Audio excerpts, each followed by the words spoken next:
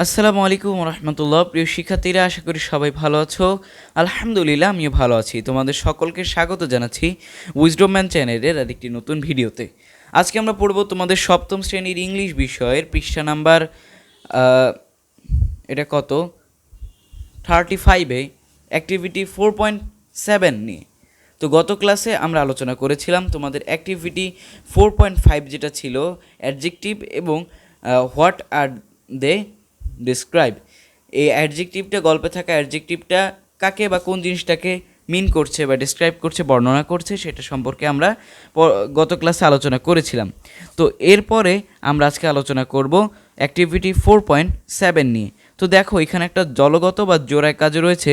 তো এখানে বলা হয়েছে যে read the following sentence in pair or groups, then identify the forms the underline adjective and their purpose.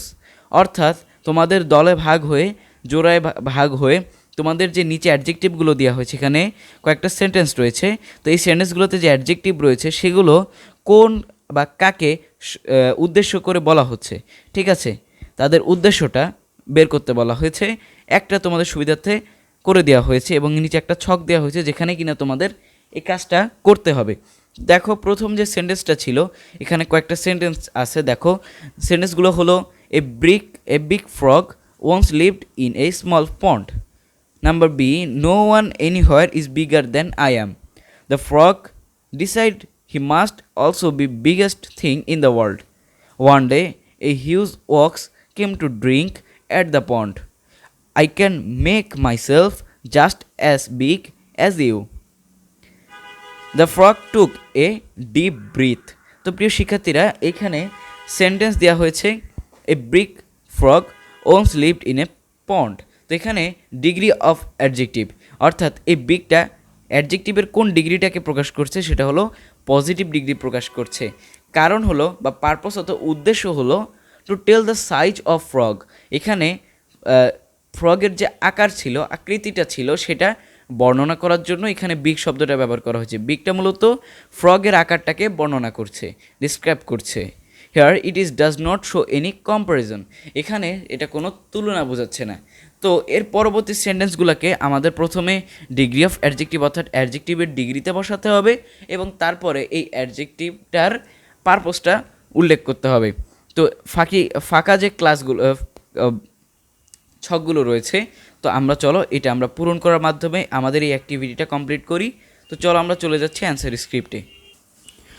প্রিয় শিক্ষার্থীরা, আমরা অ্যান্সার স্ক্রিপ্টে চলে এসেছি। আমরা প্রথমটা তোমাদের সাথে যেহেতু দেওয়া ছিল, আমরা এটা জেনে গিয়েছি।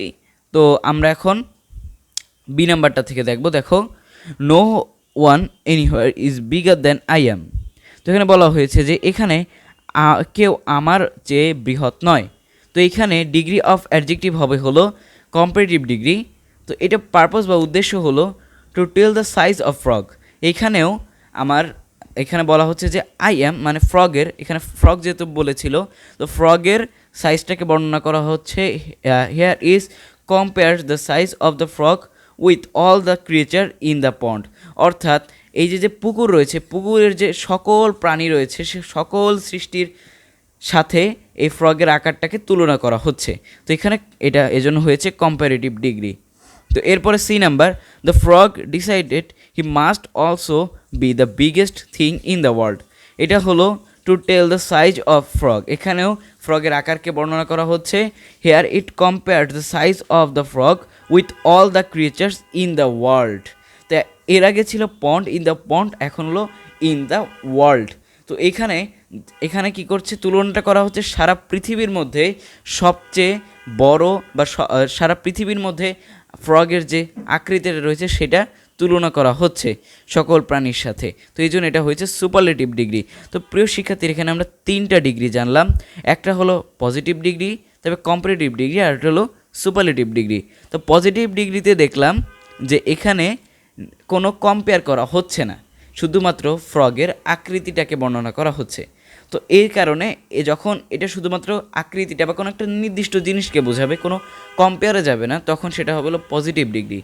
আর যখন আকার বোঝাবে, কিন্তু এটা যখন একটা জায়গার বা একাধিক জায়গার সাথে কম্পেয়ার করবে, তখন এটা যাবে কম্পারেটিভ ডিগ্রি। অর্থাৎ কয়েকটা বস্তুর সাথে মানে দুজনের মধ্যে কম্পেয়ার করা হচ্ছে, এবং যখন এটা সারা পৃথিবীর মধ্যে মানে একাধিক বস্তুর সাথে তুলনা করা হবে, কম্পেয়ার করা হবে, তখন সেটা হয়ে যাবে সুপারলেটিভ ডিগ্রি। তো এরপরে ডি নাম্বারটা দেখো, one day a huge ox came to the drink at the pond. এখানে কিন্তু হিউজ অক্স, তো এখানে to tell the size of the on ox, শুধুমাত্র এখানে অক্সের আকৃতিটাকে বর্ণনা করা হচ্ছে। Here is does not any comparison, এখানে কোনো তুলনা নেই। তো এটা এই জন্য হয়ে যাবে পজিটিভ ডিগ্রি, তুলনা না থাকলেই হয়ে যাবে পজিটিভ ডিগ্রি। এরপরে E number, I can make myself just as big as you. আমি আমার নিজেকে তোমার মতন বড় বানাতে পারবো। To tell the size of the frog, এখানেও ফ্রগের আকৃতিটাকে বর্ণনা করা হচ্ছে, কিন্তু এখানে কম্পেয়ার করা হচ্ছে, কিন্তু এখানে প্রায়োরিটি দেওয়া হচ্ছে অক্সকে।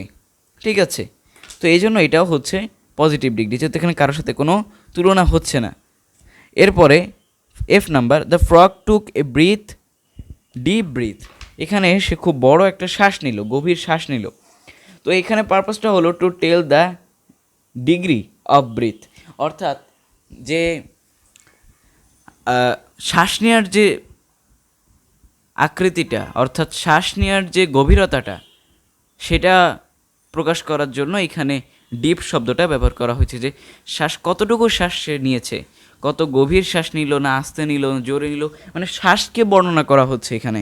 ঠিক আছে, শ্বাসের মাত্রাটা বর্ণনা করা হচ্ছে। ঠিক আছে, তো এই কারণে এখানে হলো এটাও হয়ে যাবে পজিটিভ ডিগ্রি, কারণ এখানে কোনো কম্পারিজন নেই, শুধুমাত্র এখানে একটা বর্ণনা করা হচ্ছে, সিম্পল, একদম কমপ্লিটলি সিম্পল করা হচ্ছে। তো এই কারণে এটা পজিটিভ ডিগ্রিতে যাচ্ছে।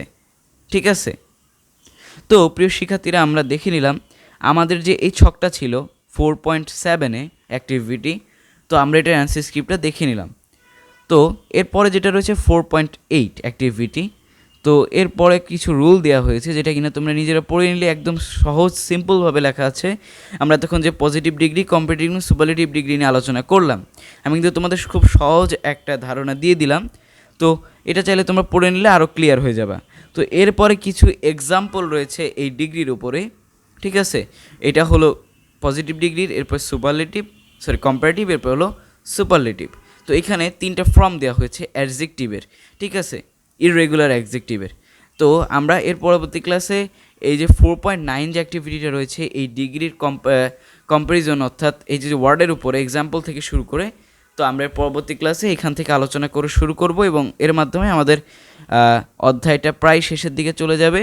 ঠিক আছে, তো আজকের ক্লাসটা এই পর্যন্তই, দেখা হবে এর পরবর্তী ক্লাসে 4.9 নিয়ে। সেই পর্যন্ত তোমাদের সকলকে বিদায় জানাচ্ছি। আল্লাহ হাফেজ, আসসালামু আলাইকুম ওয়া রাহমাতুল্লাহ।